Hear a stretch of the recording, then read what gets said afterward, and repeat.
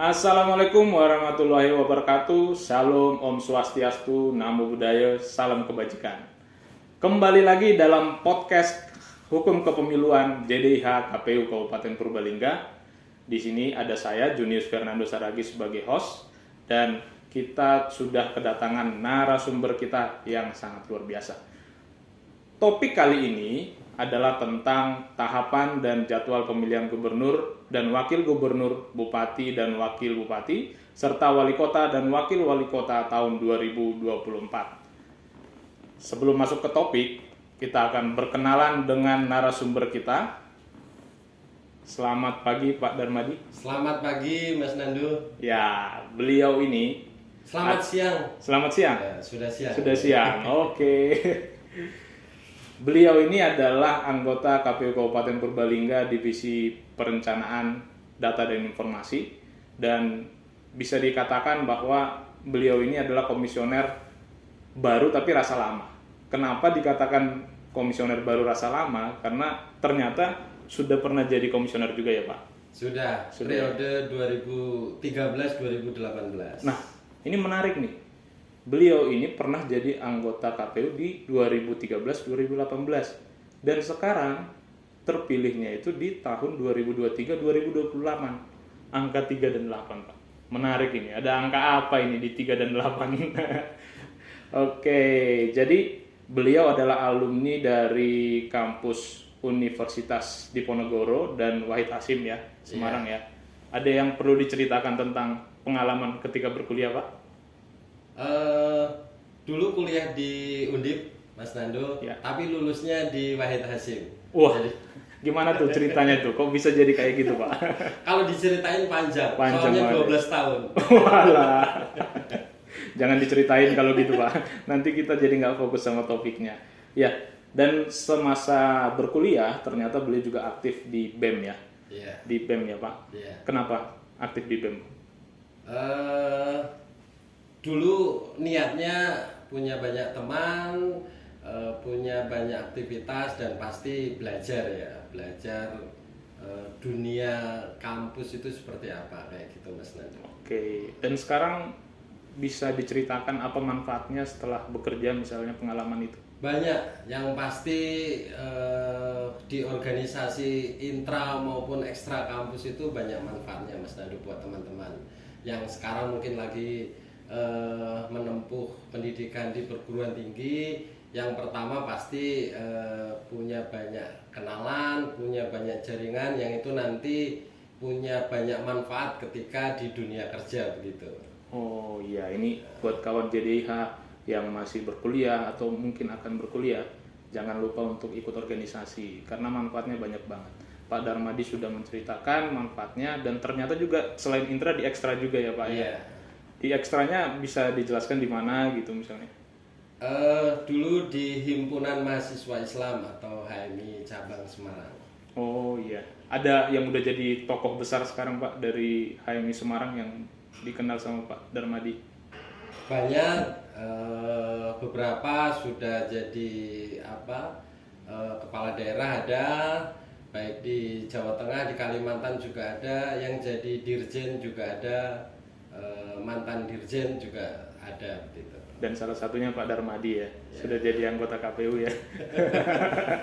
Oke, kita doakan supaya nanti akan jadi pemimpin-pemimpin selanjutnya ya Pak. Amin, amin Mas Nando. Ini kita langsung masuk ke topik nih Pak. Sebagai pertanyaan awalan itu ada banyak kawan JDH yang bertanya-tanya, kenapa kemarin baru pilkada di tahun 2020, tapi sekarang kok udah mau pilkada lagi gitu ya 2024. Artinya kan masih kurang dari 5 tahun nih Pak. Iya. Mungkin bisa dijelaskan kenapa itu terjadi Pak?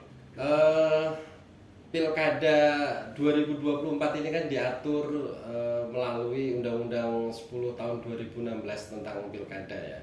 Jadi memang prosesnya sudah lama disiapkan untuk serentak. Serentak ini berarti dilaksanakan di seluruh daerah di Indonesia ya Mas Nando. Jadi ada 514 dan 38 provinsi yang nanti melaksanakan pemilihan serentak tahun 2024. Mungkin kita tentu bertanya-tanya ya, coblosan baru Desember 2020, kepala daerah baru dilantik Februari 2021. Ya. Artinya nanti kalau habis 2024 ini kepala daerah hanya memimpin nggak sampai 4 tahun, malah cuma 3 tahun 10 bulan. Cuma 3 tahun 10 bulan, padahal masa jabatan kepala daerah itu 5 tahun. Dulu tentu keserentakan ini dimaksudkan agar tidak pilkada tidak dilaksanakan di tengah periode kabupaten lain gitu. Sebagai contoh misalnya di Barling Mas Cakep ini kan nggak ada yang bareng kan. Banjarnegara dilaksanakan 2017, Banyumas dilaksanakan 2018, dan Purbalingga dilaksanakan 2020 gitu. Jadi tentu pilkada serentak pasti banyak untung, banyak banyak tantangannya begitu. Tapi dilaksanakan serentak ini dengan maksud agar semuanya bisa dilaksanakan dengan semua kesiapan yang berbarengan begitu. Seperti pemilu kan bareng, jadi maksudnya begitu Mas Nando. Oke, ini tuh baru soal pertanyaan itu ya. Kalau JDIH mungkin sudah bisa nanti mengerti apa yang disampaikan pada Ramadi. Kenapa sih kok di 2024 harus pilkada serentak gitu? Nah, ada lagi nih pertanyaan Pak yang sering ditujukan sama KPU nih. KPU tuh kerjanya ngapain aja kok, misalnya kan pemilu hanya di hari H, mereka bayanginnya kayak gitu loh Pak. Padahal kan tahapan itu ternyata panjang ya. Betul. Mungkin bisa dijelaskan Pak biar nggak salah paham nih kawan JDIH Pak. Terkait pilkada Mas Nando, jadi nanti akan dilaksanakan 27 November tahun 2024, hanya berjarak 8 bulan ya dari coblosan pemilu tahun 2024 ini Mas Nando. Tentu gemanya, harapannya masih terasa, tapi walaupun hanya berjarak 8 bulan, tahapan penyelenggaraan pilkada sudah dilaksanakan sejak tahun 2023 Mas Nando. Jadi dari perencanaan dan anggaran, dari kita jauh sebelum NPHD sudah melaksanakan komunikasi dengan pemerintah daerah, tentunya sebagai pihak yang memberikan anggaran terhadap seluruh tahapan pilkada di Kabupaten Purbalingga ini Mas Nando. Jadi tanggal 9 November tahun 2023 kemarin KPU Kabupaten Purbalingga sudah melaksanakan penandatangan NPHD, naskah perjanjian hibah daerah itu. Jadi insya Allah KPU Kabupaten Purbalingga siap melaksanakan keseluruhan tahapan pilkada tahun 2024 ini Mas Nando. Buat teman-teman JDIH, tahapan juga sudah mulai dilaksanakan. Nanti di bulan April akan ada seleksi penyelenggara pemilu di tingkat kecamatan dan di tingkat desa kelurahan. Dan sekarang juga kami juga sedang melaksanakan tahapan ini, sayembara maskot dan jingle pilkada Kabupaten Purbalingga. Buat teman-teman bisa mengikuti ini, diramaikan sayembara maskot dan jingle pilkada Kabupaten Purbalingga. Begitu Mas Nando. Oh iya, berarti kawan JDIH bisa berpartisipasi ya Pak? Bisa. Oke. Kami malah berharap yang berpartisipasi banyak gitu. Oh iya. Kira-kira ada hadiahnya nggak Pak ya? Ada hadiahnya. Ada hadiahnya ya. Hadiahnya menarik ini. Oke, siap. Tapi jangan disampaikan dulu di sini. Oh, jangan. Biarin aja. Oke, ini berarti ada tahapan persiapan sebenarnya yang sudah dilakukan dari jauh-jauh hari lah ya Pak ya. Ada tahapan perencanaan program anggaran dan tadi menyusun peraturan lah ya. Oke, kalau terkait dengan perencanaan anggaran, selain tadi sudah dijelaskan juga bahwa memang kita sudah koordinasi dengan Pemda ya, sudah tanda tangan NPHD. Kalau sekarang masih ada yang dirancang lagi nggak tentang anggarannya Pak? Anggaran kan tentunya KPU Purbalingga semaksimal mungkin memberikan pelayanan ya terkait terhadap semua tahapan Mas Nando. Jadi kami tentunya dengan dibantu Pemda Kabupaten Purbalingga dalam hal ini Kesbang dan OPD yang terkait lainnya selama beberapa bulan sudah merancang tentunya agar pilkadanya lancar, tidak ada kendala terutama terkait anggaran. Sampai saat ini Pemda sudah menyalurkan atau memberikan sebanyak 40% dari total anggaran yang diberikan gitu untuk Pilkada Kabupaten Purbalingga. Jadi Pilkada Kabupaten Purbalingga tahun 2024 ini diberikan anggaran sebanyak 32 miliar Mas Nando dari Pemda Kabupaten Purbalingga. Selain itu masih ada anggaran lainnya tentu yang diberikan terkait karena penyelenggaraan Pilkada Kabupaten Purbalingga ini kan berbarengan dengan penyelenggaraan Pilgub. Iya. Jadi ada anggaran dari Pemprov juga yang diberikan melalui KPU Provinsi Jawa Tengah gitu. Oke, selain anggaran ternyata kita juga menyusun regulasi ya Pak, karena pilkada ya. Dan ini memang pilkada ini kan berarti langsung diurus oleh KPU Kabupaten Purbalingga. Nah, apa yang kita lakukan di tingkatan kabupaten Pak dalam penyusunan regulasi itu? Jadi tentunya pertama dengan adanya petunjuk dari KPU provinsi, kami sudah menyusun tentunya SK terkait tahapan program perencanaan Pilkada Kabupaten Purbalingga. Sudah kami buat. Kami juga sudah membuat terkait SK pendaftaran pemantau pilkada. Jadi buat teman-teman yang selama ini berkecimpung di dunia kepemiluan bisa turut berpartisipasi dalam Pilkada Kabupaten Purbalingga dengan menjadi pemantau pilkada. Juga sudah kami buka ini sejak Februari 2024 kemarin. Jadi teman-teman bisa mendaftar sampai seminggu sebelum coblosan nanti, begitu Mas. Siap.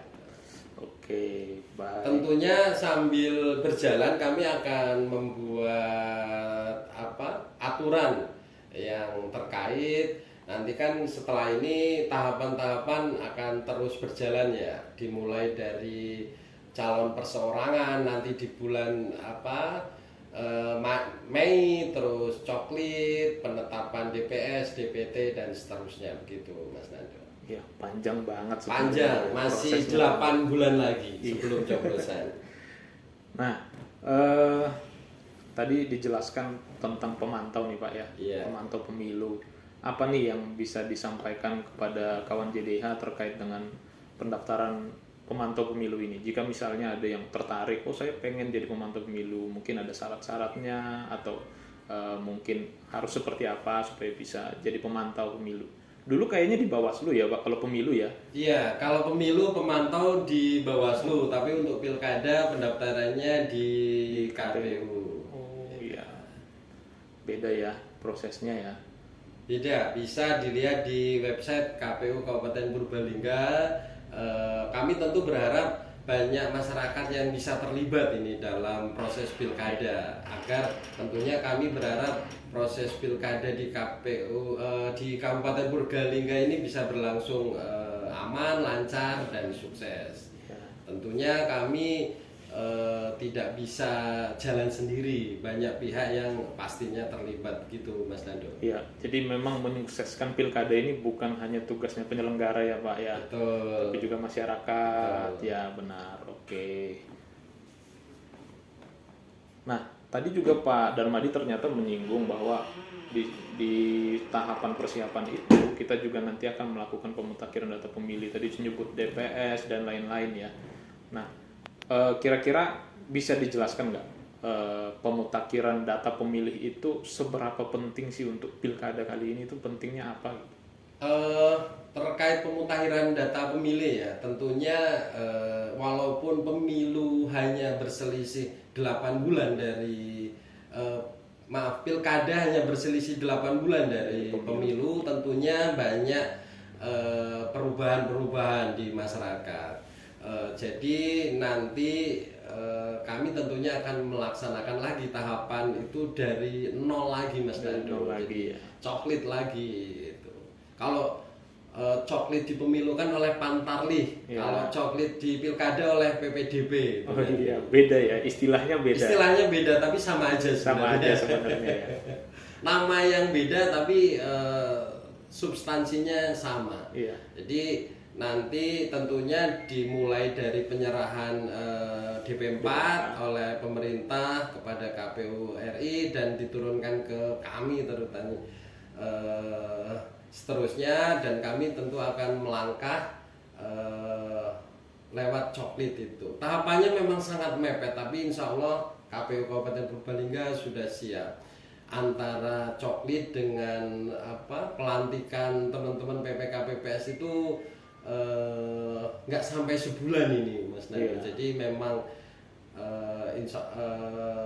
kami harus benar-benar siap dari sekarang. Tapi insya Allah sudah siap Mas Nando. Iya.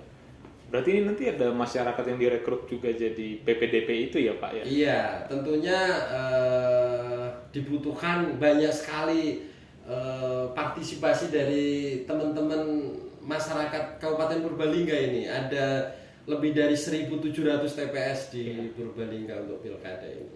Oh, kalau dilihat nih, ini TPS-nya berkurang nih Pak ya. Kalau pemilu kemarin itu ternyata ada 2000-an, nah sekarang jadi 1.700 itu apa sih yang membuat pengurangan TPS itu Pak?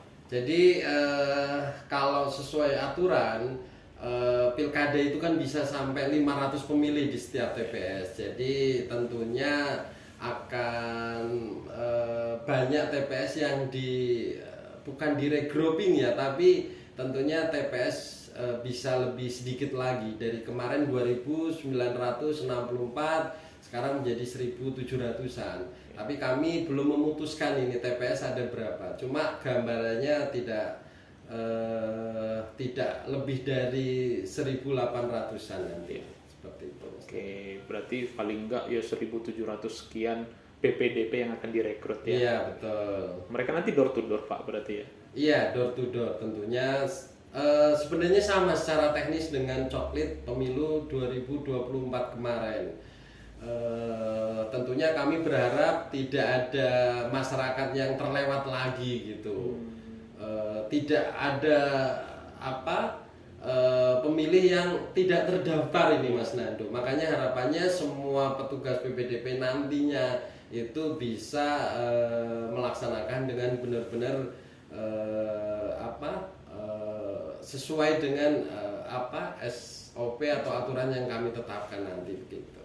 Kami akan menunggu arahan petunjuk dari KPU RI, tidak bisa kami melangkah sendiri gitu. Apakah seleksi ataukah nanti evaluasi. Tapi apapun yang diputuskan KPU RI tentunya kami harus siap. Kalau seleksi memang waktunya mepet karena nanti teman-teman PPK Pilkada itu dilantik sekitar tanggal 10 Mei. Artinya ketika Lebaran tahun 2024 ini itu bisa saja juga sudah masuk tahapan terkait badan ad hoc, apakah seleksi ataukah evaluasi. Kalau evaluasi tentunya kami tidak repot-repot memulai seleksi dari awal lagi, tapi kalau ternyata diputuskan oleh KPU RI harus seleksi, insya Allah kami akan siap dengan waktu yang sebenarnya berbarengan dengan tahapan lainnya Mas Nando. Iya. Jadi di bulan April itu nanti ada launching pilkada tentunya. Di bulan Mei itu ada pendaftaran calon perseorangan. Iya. Jadi tahapannya ini beririsan semuanya. Tapi KPU Kabupaten Purbalingga tentunya insya Allah sudah siap melaksanakan semua tahapan itu Mas Nando.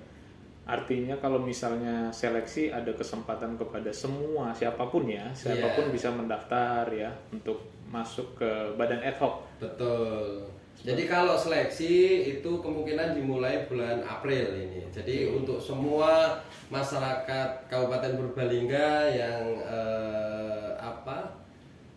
sudah memenuhi syarat tentunya bisa mendaftar. Andai diputuskan seleksi, karena kami belum bisa berkomentar lebih banyak karena Oke, KPWRI belum memutuskan apakah seleksi ataukah evaluasi untuk badan ad hoc di Pilkada 2024 ini. Oke, itu terkait dengan seleksi PPK dan PPK dan PPS. Nah, tadi nyinggung launching juga ternyata ya. Iya. Oh, jadi di bulan April kita akan launching ya, Pak ya. Iya. Launching Pilkada ya. Mau kasih bocoran nggak kira-kira launchingnya itu seperti apa gitu, Pak? Tentunya kami masih menunggu ya KPWRI melaksanakan launching Pilkada. Informasinya nanti KPWRI akan launching di Yogyakarta ini di Prambanan. Keren. Setelah KPWRI melaksanakan launching Pilkada serentak tahun 2024, tentunya kami juga sudah harus menyiapkan. Jadi harapannya tentunya launching bisa semarak ya, nggak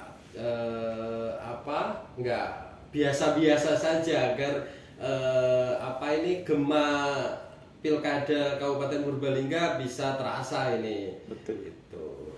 Ini kan pemilu tahun 2024 di Kabupaten Purbalingga partisipasinya sangat tinggi nih Mas Nando, 80% lebih. 80% lebih ya, Pak? 80%, 8,7 dari 5 jenis pemilihan itu. Tentunya harapan kami Pilkada juga partisipasinya tinggi nanti.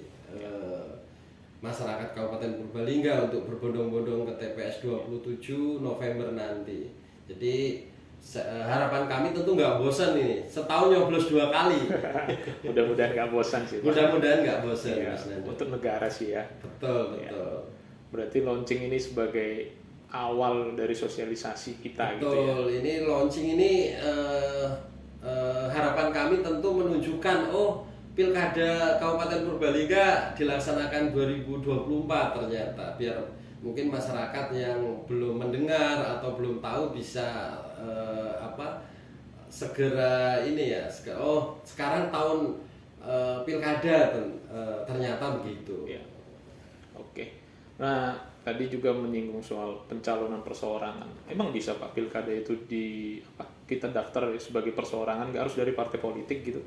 Bisa tentu. Kalau Pilkada itu kan pesertanya bisa 2 ya, calon perseorangan dan partai politik sebagai pengusung. Tentunya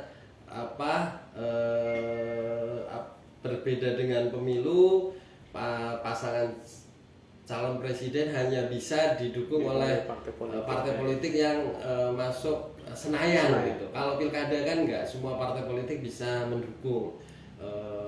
Dan nggak cuma partai politik ini Mas Nando, calon perseorangan juga bisa mendaftar ini. Jadi malah calon perseorangan dilaksanakan prosesnya lebih dulu ini dibanding nanti yang didukung oleh partai politik. Bulan Mei sudah bisa mendaftar sebagai calon perseorangan. Bulan Mei sudah bisa mendaftar. Bulan Mei Mas Nando. Oke, berarti nanti kawan JDIH yang tertarik, saya mau mencalonkan bisa ya Pak ya? Bisa, mereka tinggal bisa. daftar ya. Mereka ngumpulin apa Pak kalau seandainya mereka mau mencalonkan Pak? DPT kita terakhir kan ada 772.268 ya Mas Nando. Jadi sesuai aturan bahwa calon perseorangan itu harus melengkapi minimal 6,5% dari jumlah DPT terakhir begitu Mas Nando. Jadi kurang lebih ya 58.000 surat dukungan itu Mas. Banyak juga ternyata Banyak. Ya. Bisa juga nggak banyak itu 58.000 Mas. Iya.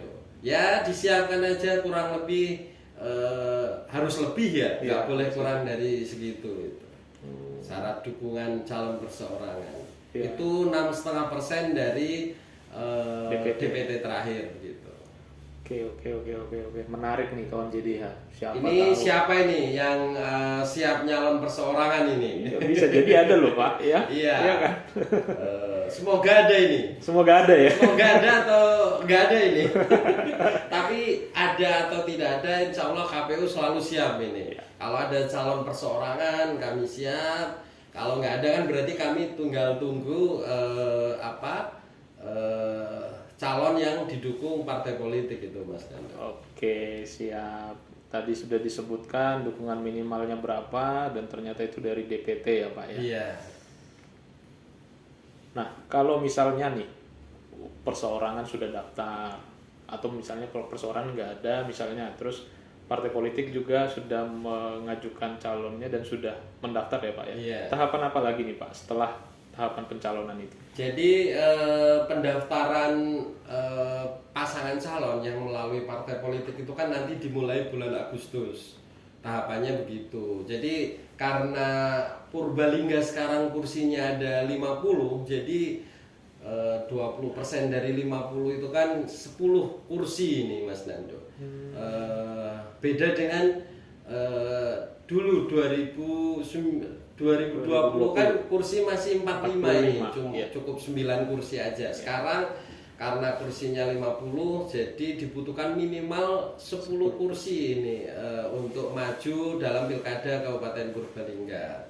Jadi tentunya kami masih menunggu ya nanti siapa aja calonnya, apakah nanti ada calon perseorangan atau hanya dari partai politik. Intinya kami siap melaksanakan pilkada. Jadi monggo calon Bupati Purbalingga disiapkan dari sekarang, bisa maju melalui calon perseorangan yang harus disiapkan dari bulan Mei ini. Berarti harus siap dari sekarang ini calon perseorangan. Iya. Ngumpulin minimal 60.000 syarat dukungan ini. Dukungannya. Jadi syarat dukungan itu kan berisi KTP dan surat pernyataan mendukung. Oh iya. Nanti tentunya kami kemungkinan setelah Lebaran akan mengumpulkan teman-teman partai politik terkait itu. Oke. Berarti kalau misalnya tadi 10 kursi, berarti harus koalisi ya Pak ya?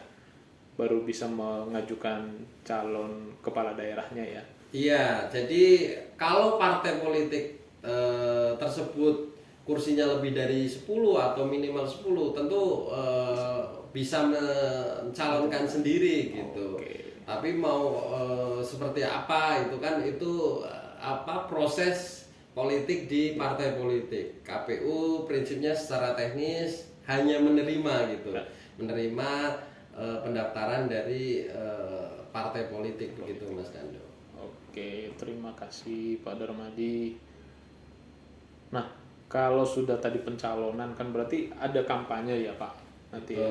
Nah, bisa dijelaskan tentang kampanye Pak? Jadi setelah proses pendaftaran tentu kami akan melaksanakan verifikasi dulu sebelum kampanye Mas Dando. Jadi kami akan melaksanakan verifikasi dukungan partai politik ini. Benar nggak partai A, B, C ini mendukung misalnya. Setelah semua syarat dukungan diverifikasi secara faktual oleh kami gitu, dan nanti tanggal 27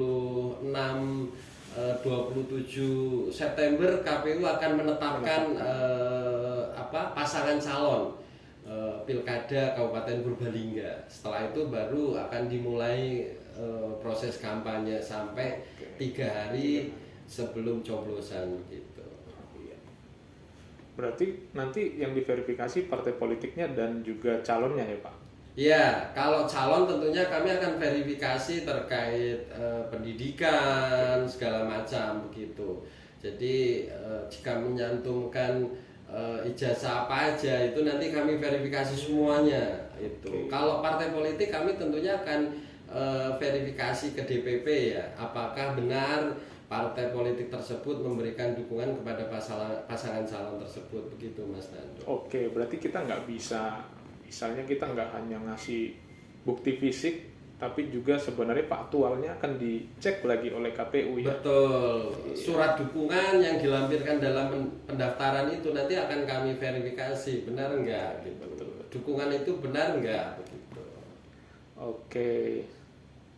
Nah, udah banyak nih yang kita bahas dan kita sudah mendengarkan ulasan dari Pak Sudarmadi terkait dengan tahapan pilkada yang sekarang sudah berjalan, tapi mungkin belum ramai banget karena kan nanti kan mulai ramainya mungkin dimulai dari launchingnya ya Pak ya. Iya. Nah, kami berterima kasih sama Pak Darmadi karena sudah banyak memberikan masukan kepada kami dan mudah-mudahan apa yang menjadi podcast kali ini bermanfaat untuk kita semua dan kawan-kawan JDIH di Kabupaten Purbalingga maupun di luar Kabupaten Purbalingga yang menyaksikan di mana saja.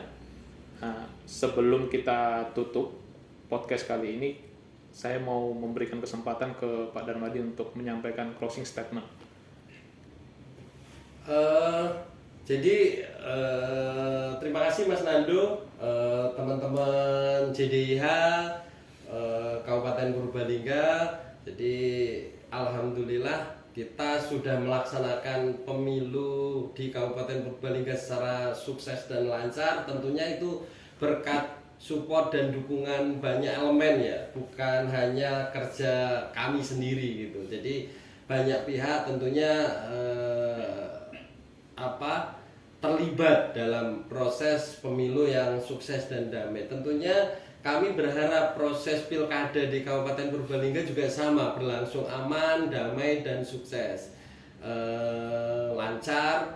Jadi pilkada yang akan dilaksanakan 27 November nanti itu tahapannya tentunya akan kami mulai dan sudah kami mulai ya dari sekarang. Dalam tahapan sekarang yang lagi berlangsung itu kami sedang melaksanakan sayembara maskot dan jingle pilkada. Nanti kami berharap banyak kawan-kawan JDIH dan masyarakat Kabupaten Purbalingga yang ikut berpartisipasi. Kami tentunya berharap maskotnya itu juga yang ramai gitu loh. Masyarakat mudah mengingat gitu. Jinglenya juga harapan kami tentu nggak kalah dengan jingle pemilu tahun 2024 gitu. Jadi tentunya di tahapan ini kami berharap sayembara maskot dan jingle diikuti oleh banyak teman-teman. Ini kaula muda ini harapannya. Yang teman-teman muda kan kreatif terus visioner, itu tentu kami berharap menemukan maskot dan jingle yang sangat menarik begitu Mas Nando. Jadi tidak lupa juga nanti di bulan Mei kami melaksanakan pendaftaran calon perseorangan, sudah kami mulai. Dan mohon maaf, di bulan April kami akan melaksanakan pendaftaran badan ad hoc jika KPU RI memutuskan badan ad hocnya dimulai dari nol lagi, seleksi lagi. Tapi kalau evaluasi tentunya kami akan melaksanakan evaluasi begitu. Tapi kalau ternyata diputuskan seleksi itu kemungkinan dimulai di bulan April Mas Nando. Jadi bulan Mei nanti ada pendaftaran calon perseorangan dan di awal Juni atau akhir Mei itu kami akan mulai coklit ini. Jadi dari penyerahan DPE 4 terus coklit. Jadi berarti sebelum itu kami akan melaksanakan pendaftaran petugas PPDB itu. Mungkin begitu Mas Nando. Terima kasih teman-teman JDIH. Mohon maaf jika ada kata-kata yang kurang pas. Sebenarnya harapan saya tentunya di JDIH ini, podcast JDIH ini nggak serius banget. Serius banget ya. Gitu. Tapi dari tadi kok kita serius banget ya Pak? Harapan saya sebenarnya podcastnya nggak serius ini. Iya. Kayak podcastnya Mas Pras gitu loh. Iya. Saya juga tadi awalnya pengen bikin ini nggak serius Pak. Ternyata kawan-kawan JDIH terlalu serius untuk menyaksikan gitu. Jadinya atau nanti narsumnya yang menarik kayak siapa? Echa Aura gitu. Oke, boleh. Mungkin itu bisa dicatat ya, teman-teman ya. Nanti kita akan lanjut dengan podcast di episode selanjutnya ya. Oke, demikianlah podcast Hukum Kepemiluan episode kali ini. Terima kasih Bapak Darmadi atas sharing ilmunya. Kiranya apa yang kita bahas pada podcast kali ini dapat memberi manfaat bagi kawan JDIH KPU Kabupaten Purbalingga yang menyaksikan. Saya Junius Fernando, sampai jumpa pada podcast Hukum Kepemiluan episode berikutnya. Dan jangan lupa teman-teman saksikan di YouTube channelnya JDIH KPU Kabupaten Purbalingga. Jangan lupa di like, di komen, dan di share ke banyak tempat supaya lebih banyak lagi yang mendapatkan manfaat dari podcast ini. Kami undur diri. Wassalamualaikum warahmatullahi wabarakatuh.